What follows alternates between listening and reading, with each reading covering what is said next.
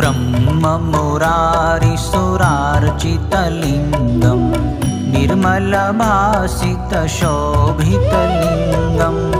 जन्मजदुःखविनाशनलिङ्गं तत्प्रणमामि सदा शिवलिङ्गम्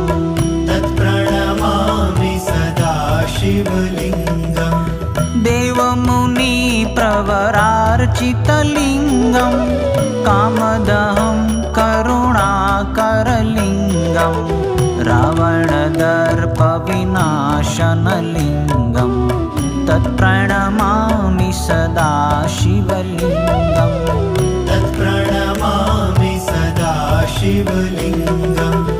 सर्वसुगन्धिसुलेपितलिङ्गं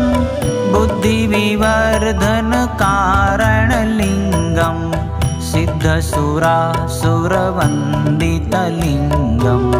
तत्प्रणमामि सदा शिवलिङ्गम् तत्प्रणमामि सदा शिवलिङ्गम् कनकमहामणिभूषितलिङ्गं फणिपतिवेष्टितशोभितलिङ्गं दक्षसूयज्ञविनाशकलिङ्गं तत्प्रणमामि सदा शिवलिङ्गम् तत्प्रणमामि सदा शिवलिङ्गम् कुङ्कुमचन्दनलेपितलिङ्गं पङ्कजहारसुशोभितलिङ्गं